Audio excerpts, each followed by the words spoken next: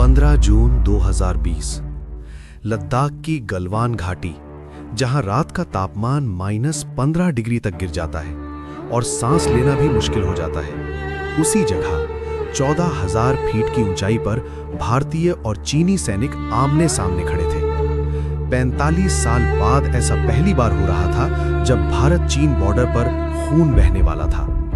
एक तरफ भारतीय सेना के कर्नल संतोष बाबू अपने 30 जांबाज सैनिकों के साथ थे और दूसरी तरफ चीन के लगभग 400 सैनिक मौजूद थे।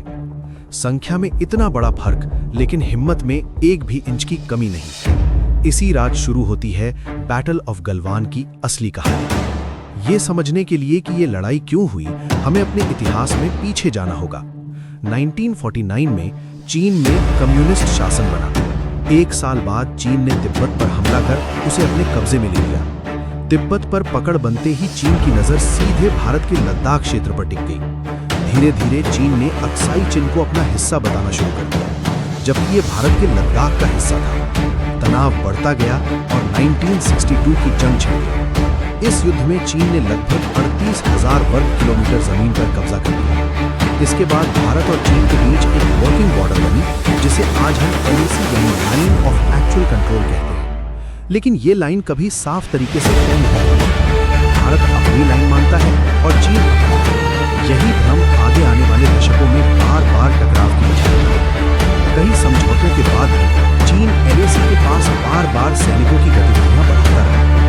भारत ने महसूस किया कि अगर ग्राउंड पर मजबूत नहीं हुआ तो चीन दबाव बनाता रहेगा। इसलिए भारत ने LAC के पास तेजी से इंफ्रास्ट्रक्चर विकसित करना शुरू किया।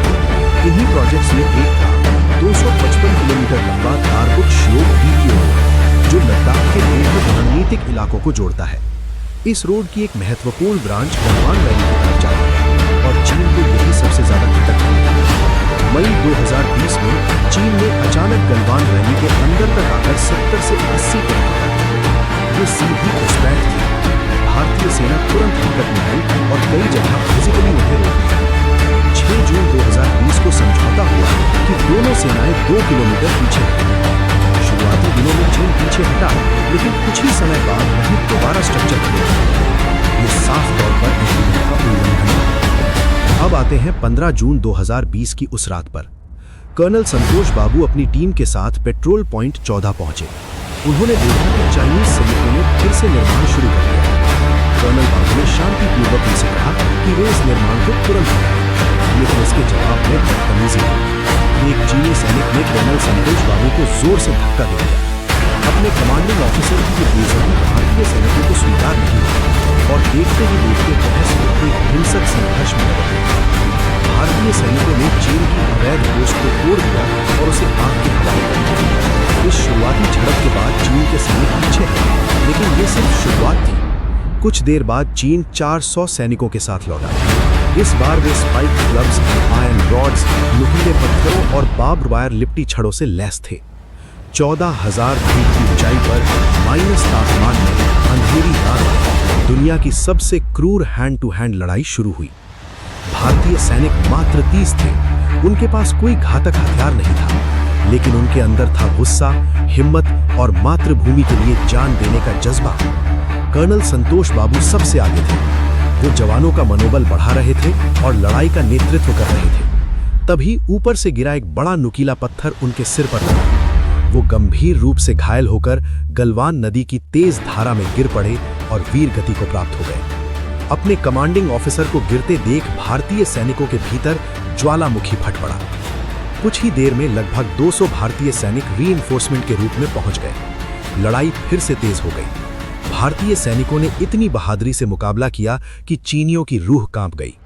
6 घंटे तक अंधेरी रात में माइनस तापमान में पतली खाई के किनारे भारतीय जवान मौत से लड़ते रहे। भारत ने संघर्ष में 20 सैनिक खोए, लेकिन बदले में कम से कम 43 चीनी सैनिकों को मौत के घाट उतार दिया और दर्जनों को घायल कर दिया। ये एक ऐसी लड़ाई थी जिसमें गोली नहीं चली, लेकिन हिंसा किसी युद्ध से कम नहीं थी।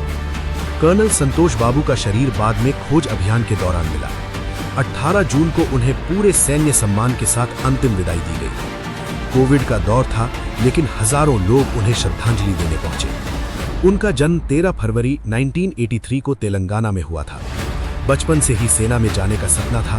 पहले सैनिक स्कूल में पढ़ाई की, फिर एनडीए और आईएमए की ट्रेनिंग ली और 2004 में सेना में शामिल हुए। शांत स्वभाव और सरल व्यक्तित्व के बावजूद वो एक असाधारण लीडर थे। गलवान में भी वो सबसे आगे रहे और देश के लिए लड़ते हुए शहीद हो गए। उन्हें मरणोपरांत महावीर चक्र से सम्मानित किया गया। आज भी गलवान की उस रात की हवा सिर्फ ठंडी नहीं, खामोश भी है, क्योंकि उस हवा में घुली है 20 भारतीय सैनिकों की बहादुरी, उनका खून और उनकी आखिरी सांसें। उनकी शहादत सिर्फ भारतीय जमीन की रक्षा नहीं थी, बल्कि एक संदेश भी था। भारतीय सेना